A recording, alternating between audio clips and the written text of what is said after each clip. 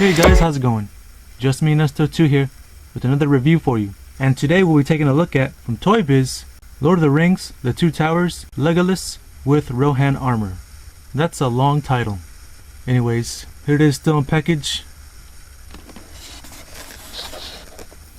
There is no gimmick to, at least I don't think so. We'll check the back right now. We got the logo of old school Toy Biz right here. Got Legolas picture of Orlando Bloom from the movie. Got Count Dooku right there. You know what I mean. Christopher Lee. I think that's Carl Urban, his character. We got Frodo and Sam up there, and on the top we get an actual silhouette of Frodo and Sam walking, being led by Smeagol. It's cool. I like that. And on the back, this figure, on the back it says right here, made in 2002. That's crazy. For a 2002 figure, we'll see how good it holds up. With the old school New Line Cinema logo. It's cool. And yeah, other figures in the wave. We got Easterling, Legolas, and Gordonian Ranger. I'm not sure if I pronounced that right. Probably not. We got a whole read-up of Lord of the Rings right there. And a read-up of Legolas himself right there. So that's cool. Down here we get instructions of the figure. And no, there is no gimmick, which I'm glad, because I don't like gimmicks. At least the ones that make sense are okay. All it is, tells you where to put his accessories, all that kind of stuff. He's got the quiver to put his arrows in there. It's cool. The closest to gimmick is right here at the bow and arrow. The string is an actual string on the arrow, on the bow, to shoot the arrow. So that's nice. So yeah, that's it for packaging. This figure, over 10 years old. So we'll see how well he holds up. And here he is out of the package, just aching to be reviewed. And he's pretty damn cool. Let's take a look at his accessories first. He comes with this arrow. And it looks really well done. Look at that. It's pretty long. It's got the silver for the actual spear part, And here's the feathery part. It's nice. It's got a little bit of sculpting detail in there. It's cool. And no, it doesn't come with just one. It comes with many. Look at all this. This is great. They're all individual. This is awesome. And he does come with his own quiver on his back, so you can place all the arrows inside. That is freaking amazing. That's awesome. He also comes with his bow staff. That's really nice. It's got all the sculpting detail you're gonna need, and it has a string. Awesome. I hate the bullshit that Hasbro gives us with the whole plastic string. That's just laziness right there. But this is really nice. Here we get a closer look at the details. It's crazy. It does have a little bit of paint detail, like a wash of some sort. Make it stand out. It's nice. And yes, the figure can actually hold his bow staff, and holds it well. I mean, it's not perfectly tight, but it's good enough. Look at that. It's not loose. It works. However, I don't think it's gonna fit over his chest. You know what I mean? Like, some people put their bows over them and the strings in front of them. That's not gonna work here because the string's a little too tight. You'll probably just rip it, or just like loosen it up, which is not good. But that's fine. I don't think I remember him having it like that anyways. As well as he also comes with his two daggers. They're cool. Look at this. It's got some good detail on there. Sculpting right there. Nice paint for the handles. Sculpting on the handles as well. The designs. It's really nice. This one's a little bit warped, but not too bad. They can always fix it. And yes, the figure can hold his own daggers. On the right side here, it's a good fit. So that's cool. However, on the left side, not so good. This is the tightest he can hold it, because his hand's a little opened, a little too much. So yeah, it's not gonna work on this side. Unless I did it the way I had, like this. That sucks. I guess because it was meant for the bow staff. And yes, he also has a spot for his daggers. Right here. That's awesome. Right there. You can store them. You can take it with him.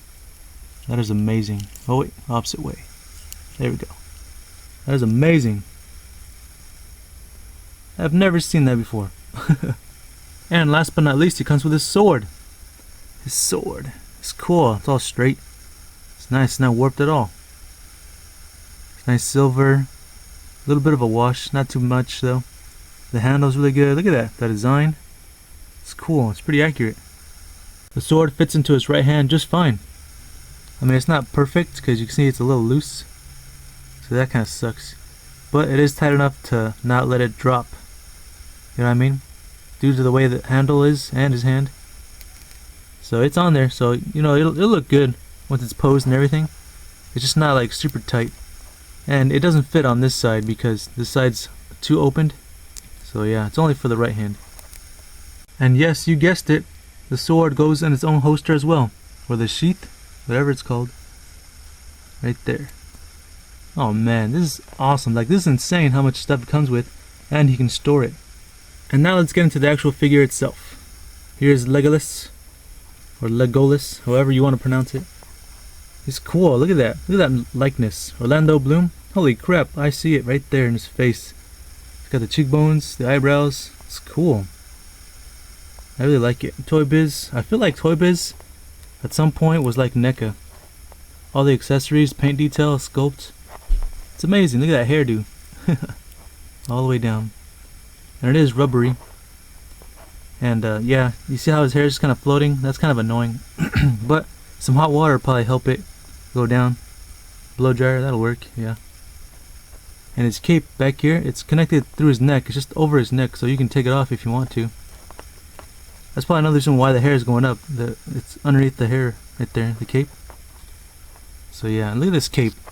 It's got like his own hood right there. Got the holster strapped on.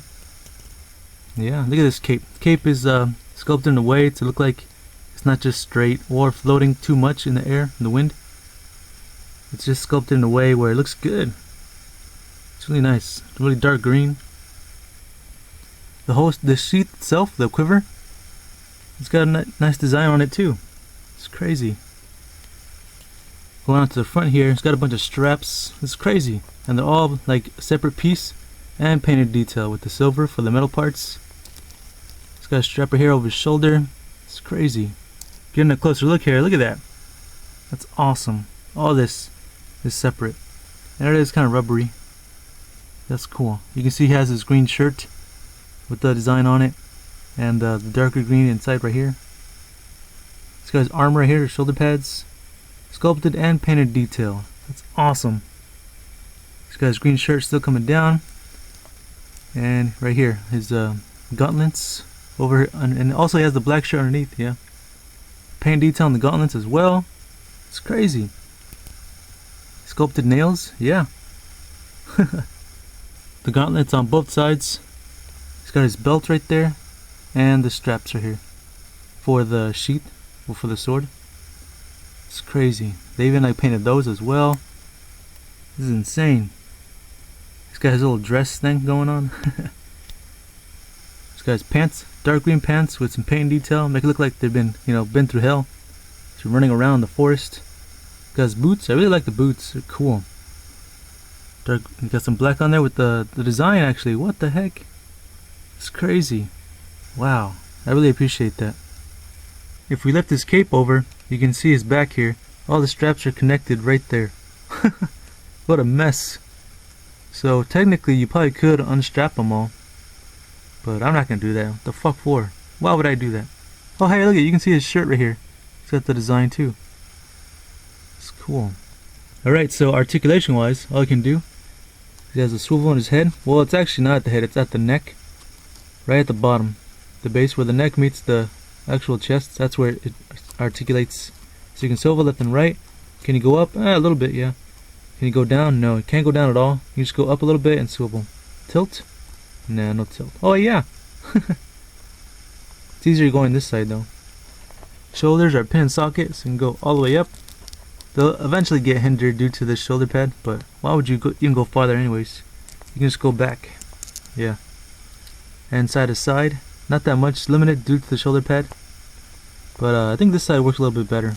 Yeah, it does. So that's good. It does have a bicep swivel, but it's underneath the shirt, so it's hidden. Look at that. It's awesome. And single jointed elbow right there. Pretty good range. Swivel at the wrist. It's cool.